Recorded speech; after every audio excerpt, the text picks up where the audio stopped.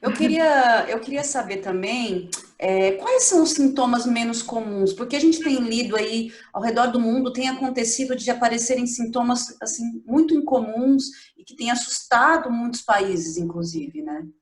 Tem, o último que eu vi foi até ontem, era sobre um tipo de alergia que surgia na pele, que isso também era algo que começou a ser o mais recente aí, mas ainda num número bem pequeno, né?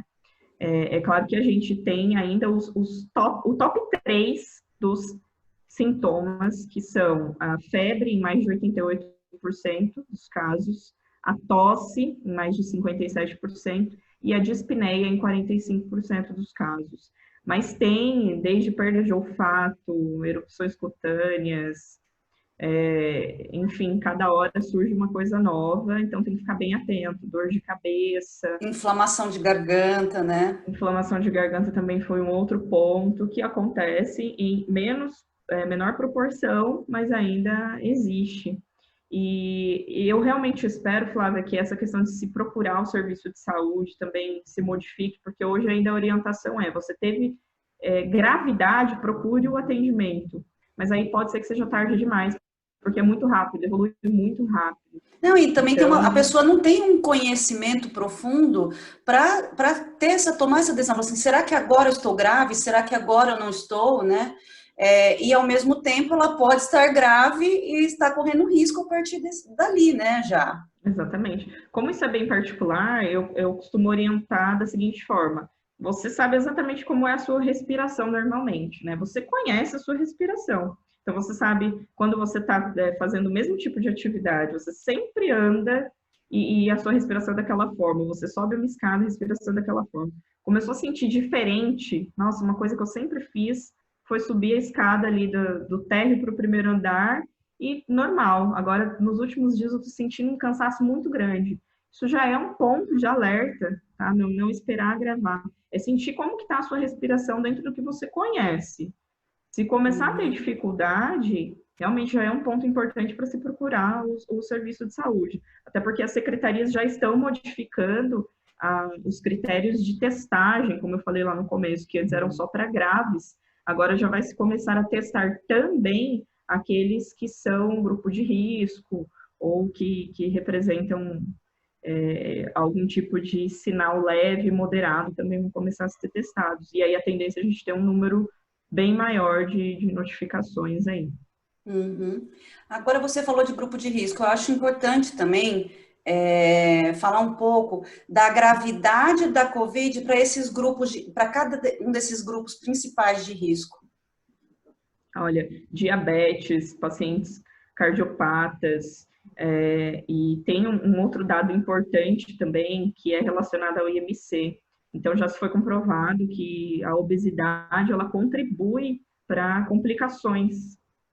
Esses são sinais de alerta. Então, não é só idade, tá? Também tem essas questões de comorbidades que elas não estão relacionadas à idade. Então, muito se fala em idosos, né? Mas não é só isso. Pacientes diabéticos, cardiopatas, com alguma doença neurodegenerativa também é um ponto importante. E todos esses que estão em risco, eles já entram naqueles critérios para realização de teste do RT-PCR, quando apresentarem sintomas.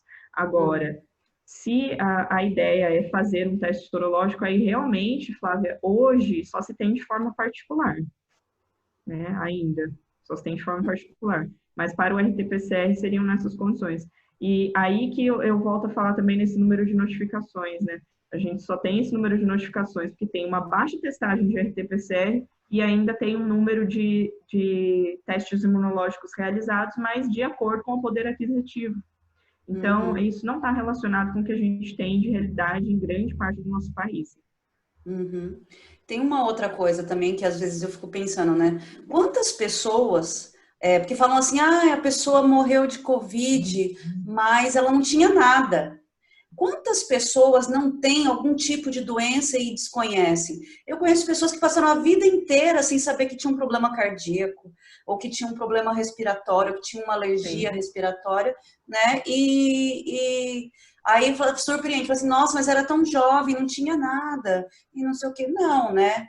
eu acho que também tem a importância, e aí você como biomédica mais uma vez pode alertar nesse sentido, das pessoas também manterem uma rotina de exames, né, para conhecerem melhor sua saúde efetivamente, né?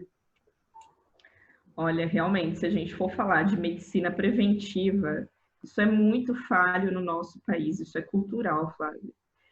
Você procurar atendimento médico de maneira preventiva é muito difícil, sabe? Buscar o médico periodicamente para fazer exames, saber como é que está, principalmente aquelas comorbidades que mais atingem a nossa população, né? Que é fazer exame de colesterol, por exemplo. Nossa, nós temos uma população muito grande que tem problemas relacionados, né? Então, diabetes, o próprio sedentarismo, ele também traz um fator de risco importante. Sim. Então, realmente, isso que você me falou me trouxe a reflexão agora, porque falar, não tinha nada e, de repente, ele morreu, mas como você sabe que não tinha nada? Quando foi feito o último exame? Foi quando foi parar no hospital que precisou de um atendimento. Não foi feito de forma preventiva, para de fato eu saber se de repente tinha desenvolvido uma diabetes e aí ele não sabia, ou se o sedentarismo contribuiu, porque de alguma forma ele tinha triglicérides, por exemplo, aumentado. Então, nós temos alguns fatores relacionados aí à qualidade de vida que é importante olhar. É importante pensar que a alimentação, a busca da medicina preventiva, que associado também à atividade física, tudo isso vem a contribuir para uma qualidade de vida. Então, se eu digo, não tinha nada, mas eu tinha uma alimentação falha, eu não buscava atendimento médico preventivo e eu não tinha uma rotina mais saudável, isso já é um problema, isso já representa realmente, não é um nada, sabe? Não é até mesmo porque é um vírus que está sendo estudado, né? E cujas abrangências a gente não conhece todas. Então, assim, é difícil você falar assim, não tinha nada. Algum fator ali, né? Porque também cada corpo tem um tipo de reação à doença, né? Que vai de encontro, como você falou, com a questão da qualidade de vida, né? Tem todos esses fatores, né? Porque tem gente que é isso, fala assim, nossa, mesmo os que fazem exames anualmente, tal, eu não tenho nada, eu tô com a saúde muito boa, eu me alimento bem, tô tranquila, não tenho nenhum risco. E não é por aí, né? Não é, Flávia, isso você vê que é muito cultural mesmo. E engraçado, né? Não tem muita procura por atividade física, mas aí quando você está numa condição de isolamento, aí tem muita gente que quer ir para a rua porque, eu vou fazer uma caminhadinha agora, entendeu? Vou correr agora todo mundo quer correr agora, né? Agora todo mundo quer, então isso tem que ser mesmo ligado à qualidade de vida. Depois que está com risco. Né? Exatamente, depois que está com isso. Mas aí você está remediando, né? Você não está prevenindo. Então, o que nós fazemos com relação à qualidade de vida hoje vai ser reflexo lá na frente. Claro. E isso tudo é super importante pensar também, não é uma questão que vai ser muito rapidamente. Mas enquanto a minha experiência laboratorial, eu posso te dizer que muita gente busca realmente atendimento em laboratório porque foi numa consulta médica e está com algum problema. Dificilmente alguém vai fazer exame porque, eu estou fazendo um check-up, né? Ou está buscando eu faço, ver viu, como Thaís? é que tá. Então, eu faço. É meu orgulho aí. Minoria. Eu faço tudo, mas eu comecei a fazer depois que eu virei mãe. Antes disso, eu era bem prolixa com isso. Então, assim, eu tô entendendo, alguma né? coisa muda, né?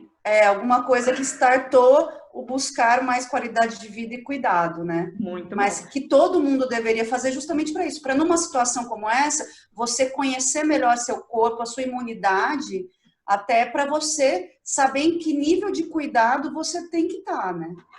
Sem dúvida. E tem a questão da hereditariedade também, viu, Flávia? Por exemplo, se eu tenho um pai ou uma mãe diabético, eu preciso ter um olhar mais preocupado para isso com relação às minhas ações, ao monitoramento da minha saúde, porque a probabilidade de eu desenvolver diabetes é muito grande, né? Dependendo desses fatores aí. Então, é muito importante olhar para isso também e não buscar o atendimento de saúde somente quando precisa.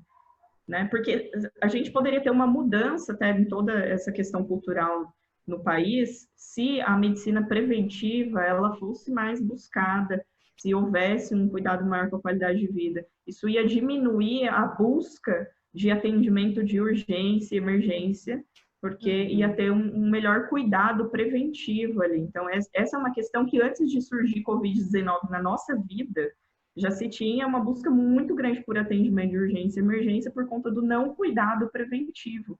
E aí isso inflava o atendimento de urgência, e aí cada um, dentro da sua dificuldade, queria ser atendido quanto antes, e aí por isso se criou protocolos de atendimento, de urgência e de espera, para poder priorizar, e aí muita gente ainda reclama que demorou, que não demorou, mas tem toda essa questão de critério e que vai de acordo com a demanda.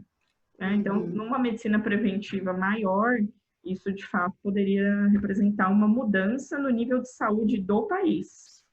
Então, se você observar os países que trabalham uma política pública de incentivo à medicina preventiva, a qualidade de vida é outra, né?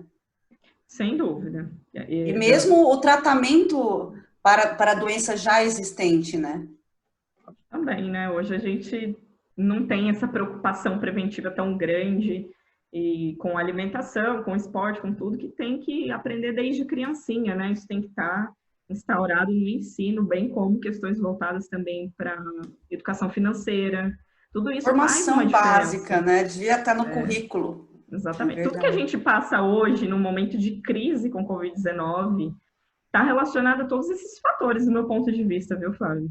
Tem o envolvimento com a falta de conhecimento e, realmente, se você não tem a informação, não busca ela, isso faz com que você brigue por coisas que nem fazem sentido. Exato. E hoje a gente tem isso no que compete diagnóstico, porque muita gente pode falar, eu tive um resultado ali que é negativo, mas eu tenho Covid-19, eu estou sentindo isso, eu estou sentindo... Mas será que ela fez também no momento adequado? Então, a falta de conhecimento, não só na área laboratorial, mas como N outras áreas, isso traz um equívoco muito grande, a gente leva a polarização que a gente está. Porque você tem o contrário também, quem tem teste positivo e que não quer que coloque que tem, né? Também tem isso é um ponto polêmico. Esse aí é um pouco mais grave, né? Ele está no grau de gravidade ali, ó, dá um pouquinho up. Mas é importante ter transparência nas relações, né? Quando a gente vai falar de um laudo laboratorial, é um negócio muito sério, viu, Flávia? Tem que ter informações claras ali, objetivas, e tem todo um protocolo de segurança. Então, eu não posso simplesmente ir lá colocar o nome de outra pessoa, mudar o sexo, tem que ter todo esse padrão aí. E isso é uma questão de até porque qual é a confiabilidade de um exame, né?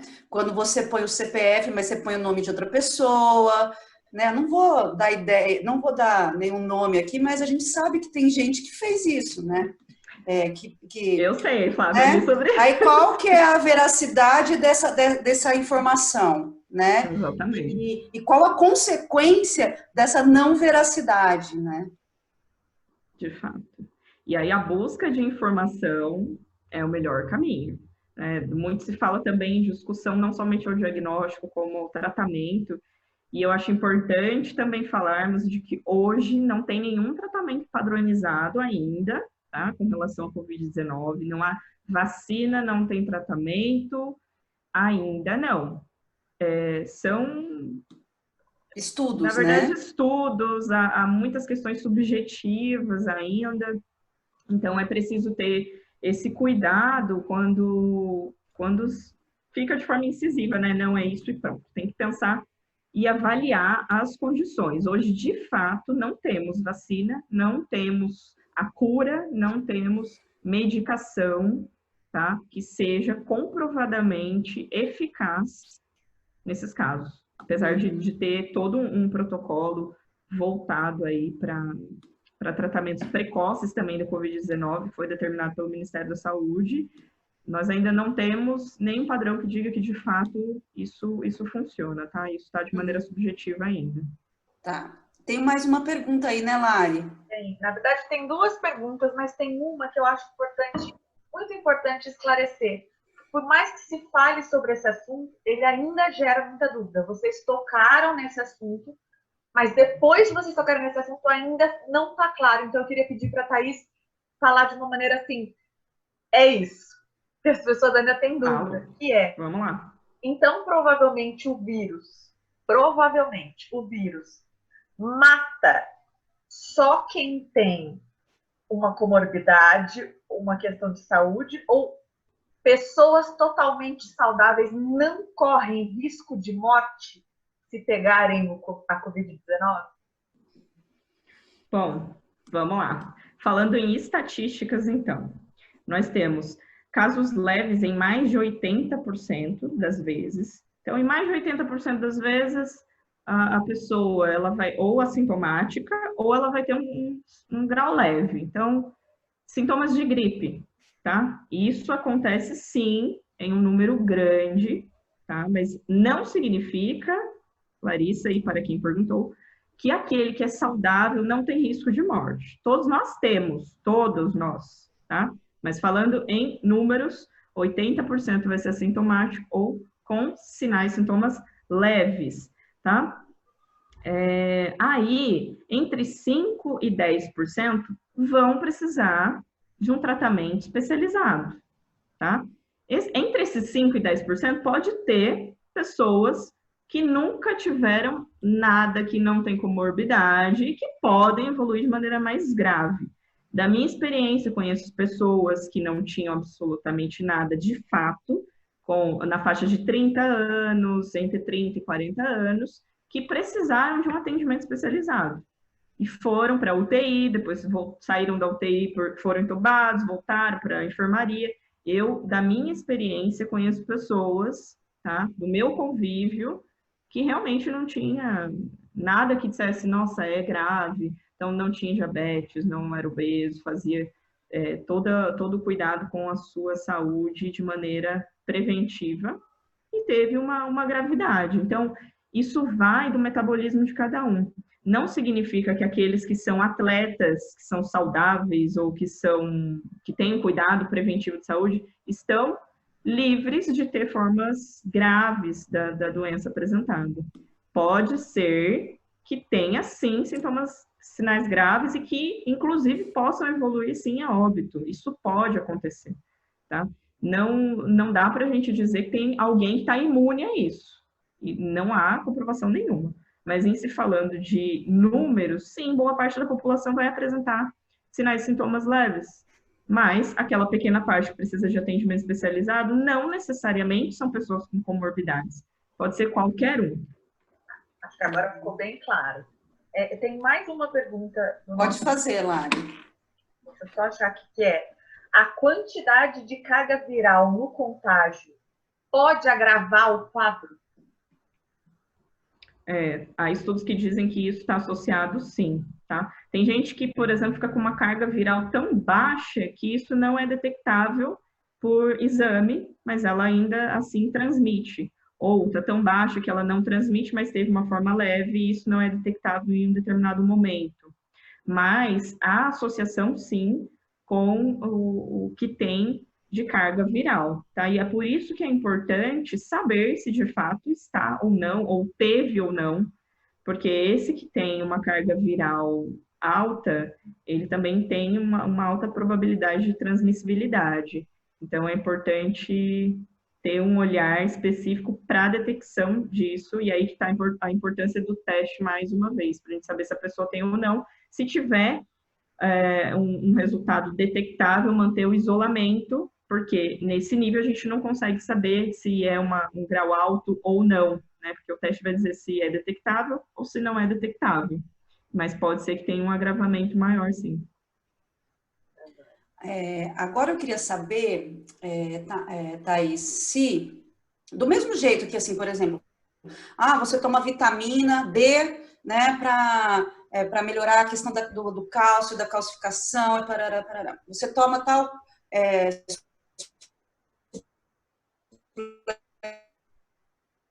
suplemento para tal situação. Existem suplementos, vitaminas e tal, que são recomendados porque ampliam a nossa imunidade ou ajudam a gente no combate, caso a gente seja comprovadamente infectado? não, Flávia. O que eu digo da atividade física, a mesma coisa. Se eu começar a fazer atividade física hoje, amanhã eu vou estar com o corpo sarado? Não vou, tá? Então, assim, se eu tenho uma rotina, por exemplo, de suplementação, onde eu fazia utilização de suplementação de vitamina D, ou outros tipos de suplementações, sempre com orientação, tá? Médico, nutricionista. E isso tá ao longo da minha vida. Eu tenho um processo de maior qualidade no meu alimento, de suplementação. Você vai ter uma imunidade melhor, mas não há nada que você possa fazer do dia para a noite, assim como a atividade física. Então, esse é algo que está relacionado à sua rotina, à qualidade de vida mesmo, ao que você vem fazendo, vem construindo ao longo da sua existência e como que está a construção da sua imunidade nesse período. Do dia para a noite, não há nada que possa ser feito. Qualquer coisa que seja vendida nesse sentido é fake. Tomem muito cuidado com isso. Porque está cheio de propostas, de gente vendendo produtos milagrosos que melhoram a imunidade. A gente sabe que existem vários produtos que melhoram realmente a imunidade. Por exemplo, eu fiquei sabendo que no Brasil a gente tem deficiência de zinco. E aí o médico do meu filho recomendou que ele, antes de começar o tempo frio, por exemplo, ele tomasse uns 2 meses antes, o zinco, para melhorar a imunidade dele quando chegasse a temperatura mais baixa. Então, a gente sabe disso, mas é bom você falar mesmo, porque tem vários produtos que estão aparecendo agora como milagrosos nesse sentido da Covid, né? Então, mas isso, Flávia, é oportunismo, tá? É oportunismo, porque existem sim produtos que melhoram a sua imunidade, isso ao longo do tempo. Mas isso sempre existiu.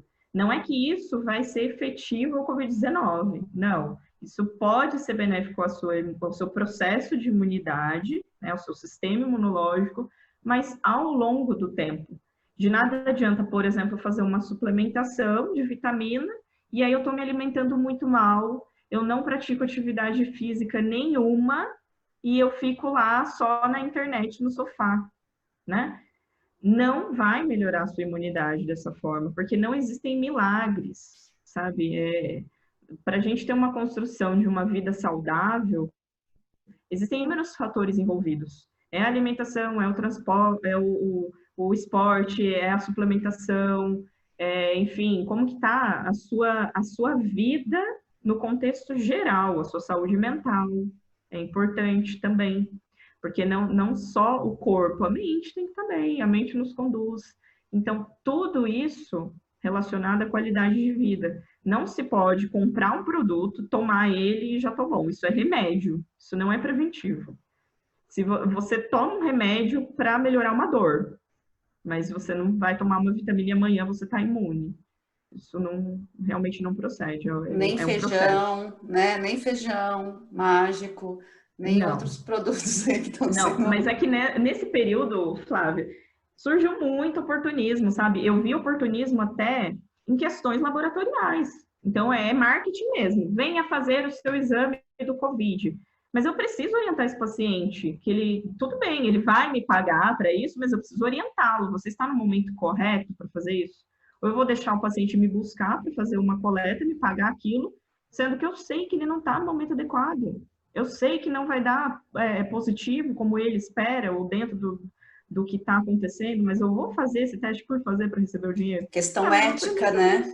Questão ética. Nós temos aí conflitos éticos 1000, e eu acredito que nesse contexto que a gente vive, que é de extrema calamidade, alguns sentimentos foram exacerbados, né? Então, aqueles que eram solidários se mostraram ainda mais, aqueles que eram oportunistas se mostraram ainda mais, e isso está mais transparente, né? É um momento em que nós estamos vivendo ao máximo a nossa essência, do meu ponto de vista. Então, é isso que acontece. Eu vejo de colegas de profissão nesse ponto, né, de questões laboratoriais ou de venda, que se tornou marketing, isso de venda na farmácia também, quer dizer, vai procurar na farmácia quem tem o dinheiro para fazer o exame. E aí virou uma questão comercial. Não é uma questão comercial isso. Nós estamos falando de vidas. né? Teve até posto de gasolina em São Paulo que colocou um banner gigante, falou, venha fazer o teste Covid aqui, colocou 2 pessoas para fazer o teste. E isso não é profissional, gente. Quer dizer, se você estivesse dirigindo seu carro lá, Flávio, em São Paulo, encontrasse um lugar desse, ia parar para fazer o exame? Jamais. Não, de verdade. O senso crítico, ele precisa existir em nós. Enquanto... Para isso é a informação, né? E para isso é informação. Nós somos consumidores disso, nós somos consumidores dos produtos que são anunciados como imunidade, somos fornecedores do exame que estão anunciando lá um preço determinado, mas quem que está fazendo, onde que está fazendo, eu preciso ser questionador nesse sentido, eu preciso questionar também como que está sendo a política pública, como é que está sendo, a minha população está sendo testada, não está, a cidade fez aquisição de compra de testes rápidos, por exemplo, como que vai ser essa aplicação de teste? Quem vai fazer? Qual vai ser a estratégia? Ah, eu tenho um município com X habitantes, mas eu tenho X menos tanto de teste. Quem que vai receber esse teste? Vou adotar que medida? Então, tudo isso tem que ser questionado também pela população, questionado, enfim, a gente tem que ter a inteligência utilizada em todos os aspectos. Né? Exato. Lari tem outra pergunta? Tem uma pergunta, acho que infelizmente vai ser a última pergunta que a gente vai conseguir fazer do público. Na verdade, eu estou percebendo que a gente precisa fazer mais umas outras 3 entrevistas com a Thaís, que ela está esclarecendo muita coisa e ela tem muito para compartilhar. Em diversas circunstâncias isso já seria muito importante, mas nessa pandemia que a gente está tão ao léu, precisando tanto de informação segura, ainda mais. Então tem uma pergunta que é a seguinte, eu achei interessante como ela foi feita. É possível dizer que o novo coronavírus é mais inteligente que os anteriores? Digo inteligente em função dos diferentes sintomas que são diagnosticados. Então eu complemento ainda dizendo assim, o que faz deste coronavírus isso tudo, né? A gente convive com tantos irmãos. O que você tem para dizer em relação a este coronavírus? Gente, isso representa um desafio muito grande, né? Ele é complexo. E aí eu me lembrei de um questionamento que eu recebi uma vez, que foi o seguinte: poxa, mas um vírus que morre com álcool gel e com sabão, por quê? Por que o danado está dando tanto trabalho assim? Porque, gente, ele é complexo demais. Porque existem mutações, existem coisas desconhecidas. E hoje a gente está falando mais sobre isso. Estamos discutindo, estamos estudando, estamos debatendo. Mas realmente, tudo que é novo, ele traz questionamentos, ele traz dificuldades. E esse novo coronavírus não é diferente. Seria muito simples se ele surgisse e a gente já rapidamente criasse uma vacina e está tudo bem. Mas não, ele é realmente complexo e representa um desafio não só para quem está envolvido nos estudos de vacina, de diagnóstico, ou quem está na linha de frente, com os cuidados todos. Mas por que ele é tão perigoso? Porque, gente, esse vírus, ele não se contamina só assim, da gente estar falando pertinho, por exemplo. Pode estar em superfície, ele pode estar no nosso cabelo. Sabe assim, quando você sai na rua, põe a máscara e deixa o cabelo solto, o cabelo também é superfície. Então, esse vírus, ele é extremamente desafiador por isso. E você não sabe quem tem. Eu estou andando na rua, não consigo detectar. Se aquele colega que está passando por mim, né, na rua, ele tem ou ele não tem o Covid. Então, o desafio também está nesse aspecto. Quando nós temos alguma doença nova que surge, ainda é tudo misterioso. Isso há mais de 30 anos atrás, quando teve o surgimento do HIV, como que foi a situação, né? As pessoas eram discriminadas, você conseguia, muitas vezes, detectar que a pessoa estava magra, e muitos falavam assim, mas aquele ali é aidético, né? Já tinha todo esse complexo, que é isso vale uma outra entrevista, viu, Larissa e Flávia, porque é muito assunto. Mas só para exemplificar que tudo que é novo surge como um desafio mesmo. E Covid-19 tem um desafio ainda maior porque a gente não consegue, a olho nu, identificar. Somente o diagnóstico vai nos trazer, de fato, se a pessoa tem ou não. E aí a pessoa pode estar assintomática, se sentindo muito bem e está transmitindo para todos que estão ao seu redor.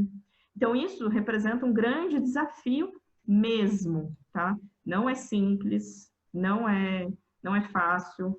Se fosse simples, já teríamos a solução, porque nós temos o mundo inteiro voltado para isso, voltado para uma solução para esse problema, né? Eu quero acreditar que nenhum país no mundo acha que é legal, bonito ou bacana ter pessoas morrendo.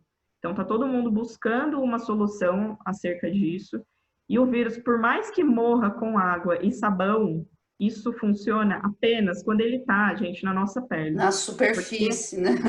Na superfície com qualquer outro produto. Antes dele estar no nosso organismo. Não, porque assim, né, teve gente que tomou, sei lá o que lá nos Estados Unidos. Beber álcool, algumas coisas exato. Mas não, Então, quando assim, ele está no nosso organismo, ele sofre mutações, enfim, ele tem uma particularidade diferente, porque fora do nosso organismo, ele tem um tempo específico de vida, tá? Mas dentro do organismo, ele vai se replicar, ele vai, enfim, vai infectar células, ele vai agir de uma forma que ali é muito difícil de ser controlado. E é por isso que tem essa luta toda de conseguir uma forma de trabalhar em estágios iniciais, para que a gente não precise chegar ao agravamento, porque o paciente, quando ele está no estágio muito avançado, ele evolui rápido. E isso é muito ruim, porque se você busca o atendimento já com aquela falta de ar terrível e está muito ruim, a evolução é rápida demais. E é por isso que a gente tem que buscar aqueles remédios de fase inicial e também a vacina. O principal, vacina. O principal é a vacina. Eu, particularmente, não acredito nisso de imunidade de rebanho, tá? A sacrificar algumas vidas para que outros tenham a imunidade. Mesmo porque a gente não tem comprovação científica de que há imunidade. Então, a solução é a vacina. Hoje, é a vacina. Uhum. Como ela vai lembrar o distanciamento. Exato. Enquanto isso, a gente precisa adotar essas medidas, Larissa e Flávia, importantíssimas. Isso não pode ser perdido. É o novo normal que a gente está falando. A máscara, ela vai ser o nosso acessório. É importante utilizar.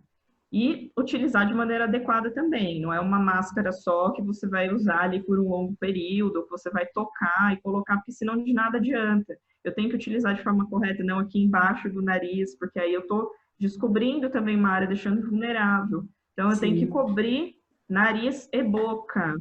Se tiver barba, fica mais difícil de deixar fechadinha aqui nas laterais. Então, é importante olhar para isso também, para homens que utilizam barba, tá?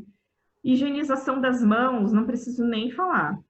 Água, sabão ou álcool gel, e isso de maneira frequente, certo? Frequente mesmo, tem que tomar muito cuidado. Higienização de superfícies, gente, muito importante.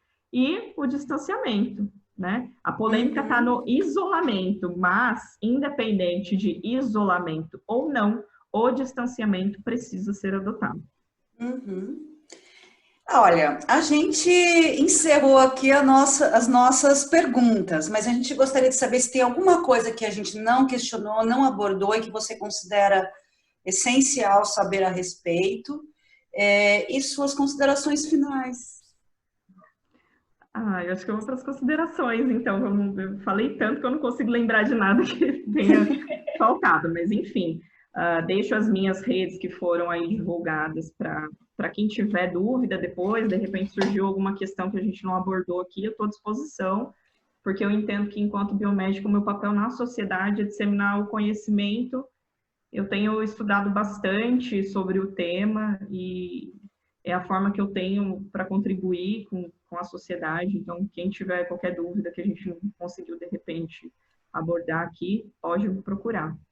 Agora, com relação às considerações finais, meus agradecimentos em poder ter esse momento de fala, né? O Espaço Elabora, a vocês que me acompanham. E é muito importante buscar informação. Então, eu quero deixar um recado importante para a população de questionar e buscar o conhecimento, né? Não ficar só baseado em conhecimento empírico, que é aquele que eu acho, que eu sei, ou a minha verdade, e realmente buscar estudar, buscar informações, se tiver possibilidade para isso, né? Porque o melhor caminho não é a negação, é realmente a busca de informações. Isso quebra paradigmas e isso nos faz melhorar enquanto seres humanos. E para quem está em casa e tomar todo esse cuidado relacionado que a gente falou antes, né, de higienizar as mãos, se tiver que sair, utilizar a máscara com todo o cuidado. Não menosprezem a doença, isso é importantíssimo. Eu trabalho em hospital, eu vejo várias questões, enfim. Para quem tem a possibilidade de ter um cuidado maior, de não sair, tiver isso, e for privilegiado nesse sentido, que siga todas as recomendações e que haja de maneira cautelosa, porque é realmente perigoso, não vemos o vírus, não tem como identificar se ele está em alguma superfície, alguma pessoa. Então, não subestimem realmente e não acreditem nesses dados que é só isso, porque hoje o que a gente tem desse número, ele é referente a dias atrás e ele não é total. Então, muito importante que a população tenha esse olhar para que esse número de notificações, ele realmente é maior, tá? Isso não é a Thaís que está falando, isso é notório, isso você pode verificar com outras pessoas, realmente é um fato. Então, não subestimar que tem pouco e evitar comparações com relação a outros países, no sentido de que aqui a gente está melhor, porque olha a questão por milhão de habitantes, por exemplo. Eu realmente não acredito nisso. Então, não Até porque subestime. toda a vida importa. Toda a vida importa, sem dúvida. E vamos cobrar, né, daqueles que estão no poder de tomar ações assertivas com relação à saúde. Porque aqueles que estão na linha de frente, que todos os dias enfrentam o vírus aí e que têm medo de voltar para casa para poder encontrar os seus entes queridos, tudo isso tem que ser visto também. Porque quem não está vivendo essa realidade não consegue ter o mesmo sentimento. Então, trago a vocês que assistem que tenham a sensibilidade também acerca dos profissionais de saúde que lutam todos os dias em prol de todos nós. Assim como aqueles que lutam. Então, se você não está na área da saúde, mas você busca informação, você também ajuda aquele que está ali combatendo tecnicamente, operacionalmente o vírus. Acho que é isso.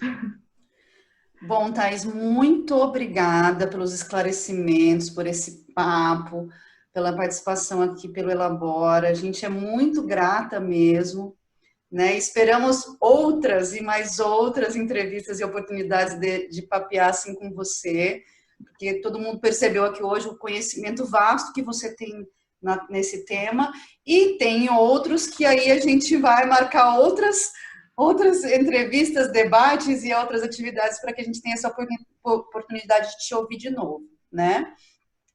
E também já aproveito para convidar todo mundo que está assistindo para segunda-feira agora, dia 8, que eu vou também entrevistar uma outra pessoa da área de saúde, que é a Paula Rioff, né? Que é bióloga e também também avalia serviços de saúde, também de Taubaté, aqui da nossa terrinha, e também pode contribuir muito para dialogar com tudo isso que a Thaís está falando hoje.